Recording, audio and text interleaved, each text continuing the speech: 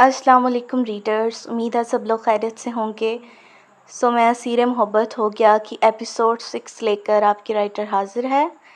Writer کا نام ہے مانیہ خان یعنی کہ ناول نیم ہے میں اسیر محبت ہو گیا، ایپیسوڈ ہے 6۔ کہاں ہے وہ؟ اس نے اپنے گھر پہنچتے ہی پوچھا تھا۔ میم وہ ٹارچر روم میں بند ہے، جینی نے بتایا تو داریا سر ہلاتی ٹارچر روم کی جانب بڑھ گئی۔ اندر آتے ہی اسے اس کا شکار سامنے ہی کرسی پر بندھا نظر آیا، جس کی آنکھوں پر پٹی بندھی ہوئی تھی۔ کون ہے یہاں؟ کون لایا ہے مجھے؟ کون ہو تم لوگ؟ کوئی ہے یہاں؟ کھولو مجھے۔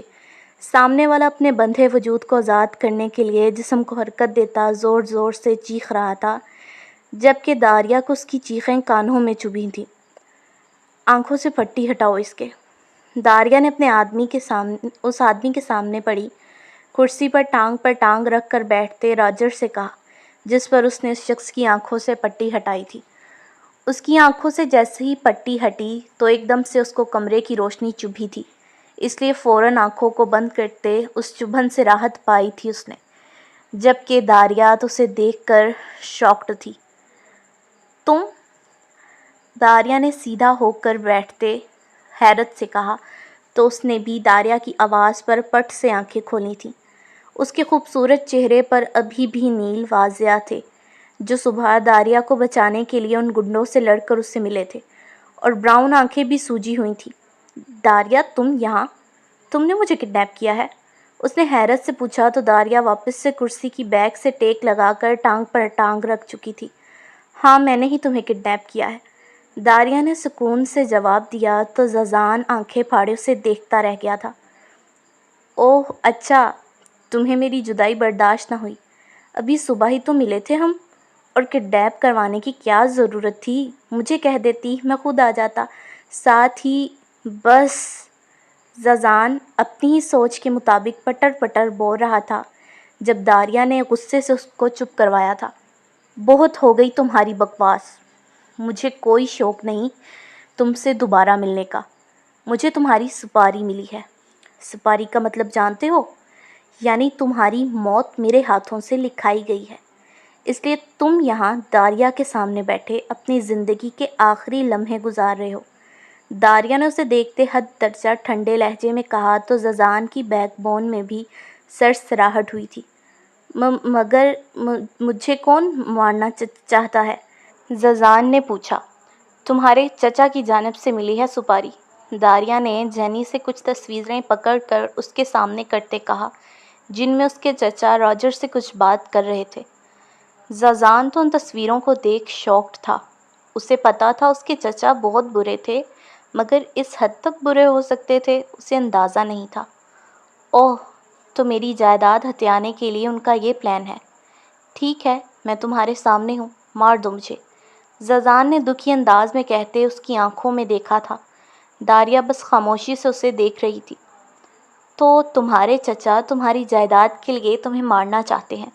داریا نے کچھ سوچتے ہوئے کہا، مگر زازان نے کوئی جواب نہیں دیا تھا۔ کیا تم اپنے چچا سے بدلہ لینا چاہتے ہو؟ داریا نے اچانک پوچھا تو زازان نے حیران ہوتے اسے دیکھا تھا۔ کیا مطلب؟ زازان نے نہ سمجھی سے پوچھا۔ کیا ہے نا، میں انڈر ورلڈ کی کوئین ہوں، اور میں کسی کا احسان نہیں رکھتی۔ تم نے صبح میرے لیے ان گنڈوں سے مار کھائی، تو داریا اس چیز کا بدلہ چکاتے تمہاری جان بخش دیتی ہے، لیکن اگر تم بھی اپنے چچا کو سبق سکھانا چاہتے ہو تو تمہیں مجھ سے ایک ڈیل کرنی ہوگی، داریا نے کرسی سے کھڑے ہوتے اس سے کہا تو زازان سوچ میں پڑ گیا۔ کیسی ڈیل؟ زازان نے پوچھا۔ تمہیں مجھ سے پیپر میرج کرنی ہوگی۔ داریا کی بات پر زازان کی آنکھیں کھلی کی کھلی رہ گئی تھیں۔ حالت تو جینی اور راجر کی بھی ایسی ہی تھی۔ کیا؟ میں سمجھا نہیں۔ Paper marriage? کیوں؟ زازان نے نہ سمجھی سے پوچھا تو داریا نے جینی اور راجر کو آنکھ کے اشارے سے جانے کا کہا تھا، جس پر وہ دونوں خاموشی سے کمرے سے نکل گئے تھے۔ کیا ہے نا، آج کل میرے بڑے بھائی کے دماغ میں میری شادی کی بات پڑ گئی ہے۔ ابھی تو وہ بس میری شادی کے بارے میں میرا خیال پوچھ رہے ہیں، مگر تھوڑے دنوں تک وہ ہاتھ دھو کر میری شادی کے پیچھے پڑ جائیں گے، اور مجھے نفرت ہے اس رشتے سے جو محض دھوکہ اور فریب کا نام ہے۔ اس لیے سوچ رہی ہوں انہیں دکھانے کے لیے تم سے پیپر میرج کر لوں، 1 سال کے لیے، پھر یہ کانٹریکٹ ختم ہو جائے گا۔ اور ان سے کہہ دوں گی کہ آپس میں نہیں بنی ہماری، بدلے میں تمہارے چچا کو سبق سکھانا میرا کام۔ داریا نے اس کے سامنے وجہ رکھی تو زازان سوچ میں پڑ گیا۔ تھوڑی دیر سوچنے کے بعد وہ ہاں کر چکا تھا، جبکہ داریا کے چہرے پر اس کی ہاں سن کر مسکراہٹ پھیلی تھی۔ یاد رکھنا، یہ میرج صرف پیپر میرج ہوگی، آگے کچھ بھی مت سوچنا ورنہ وہ دن تمہارا آخری دن ہوگا دنیا میں۔ داریا نے اسے وارن کیا تو زازان فوراً ہاں میں سر ہلا گیا، اور پھر تھوڑی ہی دیر بعد وہ دونوں ایک دوسرے کے میاں بیوی بن چکے تھے۔ باران داور کے کال کرنے پر فوراً لندن آ گیا تھا۔ ان تینوں بہن بھائیوں کا اپنا پرائیویٹ جیٹ تھے، اس لیے کسی بھی ملک آتے جاتے ایسے تھے جیسے ساتھ والے گھر جانا ہو۔ وہ سیدھا پولیس اسٹیشن ہی گیا تھا اور ایڈم کو بڑی آسانی سے رہا کروا چکا تھا۔ اب وہ داور کے گھر آیا تھا۔ وہ ابھی لان سے گزر کر گھر کے داخلی دروازے پر پہنچا ہی تھا کہ اسے داور کے رحمان کو ڈانٹنے کی آواز آئی تھی۔ وہ تیزی سے بھاگتے اندر بڑھا تھا۔ یہ کیا بات ہے رحمان، آپ نے کھانا کیوں نہیں کھایا صبح سے؟ اور میڈ بتا رہی تھی کہ تم نے اس سے بدتمیزی بھی کی ہے، کیوں ضد کر رہے ہو تم اتنی؟ داور نے رحمان کو لاؤنج کے صوفے پر اپنے ساتھ بٹھاتے پوچھا۔ مدے نہیں تھا نا تت بھی، مدے صرف مما تائیے، دب تب آپ نہیں لاتر دیتے مان تو مما دب تت مان نہیں تھائدہ تھانا۔ مجھے نہیں کھانا کچھ بھی، مجھے صرف مما چاہیے۔ جب تک آپ نہیں لا کر دیتے رحمان کو مما، تب تک رحمان نہیں کھائے گا کھانا، رحمان نے بگڑے موڈ سے کہا، ساتھ ہی اپنی گرے آنکھوں میں ناراضگی لیے اسے دیکھا تھا۔ رحمان کی ایک ہی ضد نے اس بار داور کو غصہ دلایا تھا۔ مما مما مما، بھاڑ میں گئی مما، اتنے دنوں سے تمہاری ایک ہی ضد سن سن کر پک گئے ہیں میرے کان۔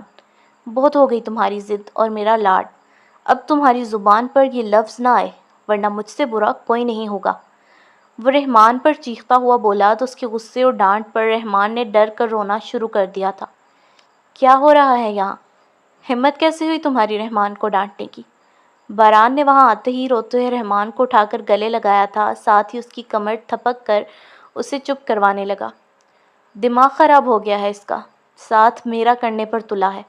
حد ہوتی ہے کسی چیز کی، مگر نہیں، پیار نے اسے زیادہ ہی بگاڑ دیا ہے۔ جب دیکھو ایک ہی ضد کے ماں چاہیے، پتہ نہیں کہاں سے یہ بات دماغ میں بٹھا لی ہے اس نے۔ داور نے رحمان کو دیکھتے غصے سے ہی باران کو بتایا، جبکہ باران کی آنکھیں لال ہو چکی تھیں۔ میں نے تم سے یہ سب نہیں پوچھا داور خان، میں نے پوچھا ہے کہ ہمت کیسے ہوئی تمہاری اس کو ڈانٹنے کی، اس پر غصہ کرنے کی۔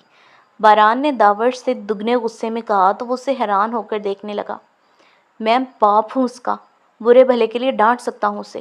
داور نے رحمان کی جانب اشارہ کرتے غصے سے کہا، باپ ہو تو کیا تمہیں سرٹیفکیٹ مل گیا ہے کہ تم سے ڈانٹ سکتے ہو، مار سکتے ہو؟ میں بتا رہا ہوں داور، اگر دوبارہ تم نے رحمان سے اونچی آواز میں بات بھی کی نا تو تمہیں باران خان جان سے مار دے گا۔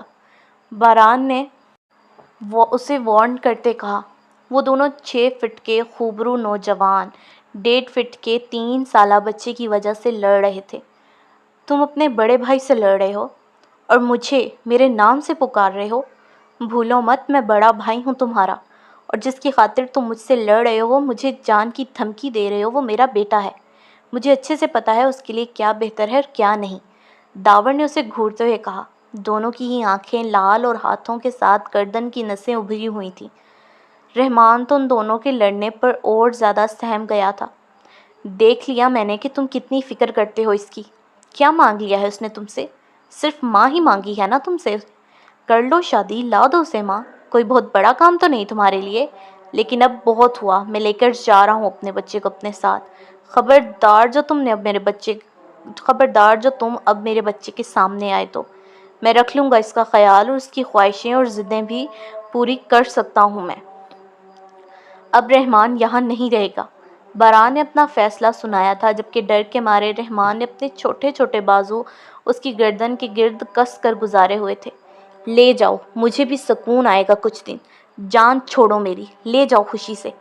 داور نے ہاتھ جوڑتے کہا تو باران اس پر ایک غصے سے بھری نظر ڈالتا وہاں سے رحمان کو لیے چلا گیا تھا۔ جبکہ داور اپنے غصے کو کنٹرول کرتا ادھر ادھر ٹہلنے لگا۔ تھوڑی دیر بعد اس کا غصہ ٹھنڈا ہوا تو اسے اپنے غصے پر افسوس ہوا تھا اور رحمان کے لیے دل بے چین ہوا تھا، مگر اب اسے پتا تھا باران اس کا سایہ بھی رحمان پر نہیں پڑنے دے گا۔ اسے کل پیرس جانا تھا، اس لیے وہ پیرس سے واپسی پر باران کے پاس جانے کا ارادہ رکھتا تھا۔ داریا کا ارادہ تھا وہ اپنے اور زازان کے نکاح کا بتا دے داور اور باران کو، اس لیے اس نے باران کو کال ملائی تو آگے سے باران نے جب اسے داور کے رحمان کو ڈانٹنے کا بتایا تو وہ خود داور سے ناراض ہو گئی تھی، اس لیے اس نے ابھی اپنے اور زازان کے نکاح کے بارے میں نہیں بتایا تھا کسی کو۔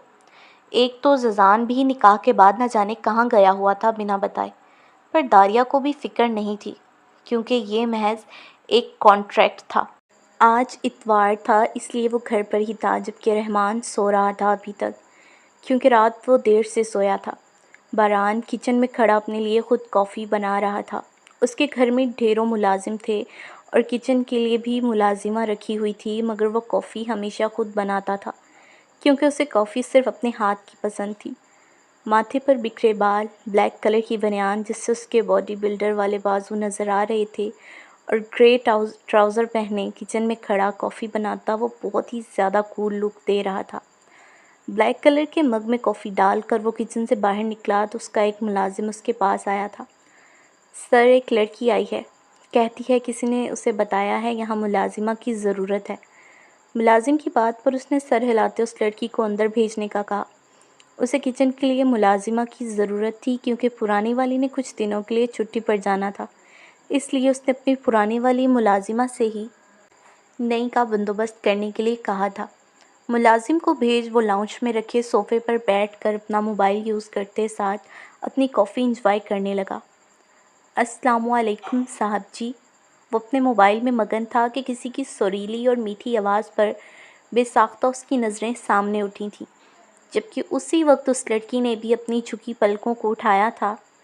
Crystal green eyes black eyes سے ملی تھیں اور باران خان کے دل کے ساتھ اس کے ارد گرد کی دنیا بھی تھم گئی تھی۔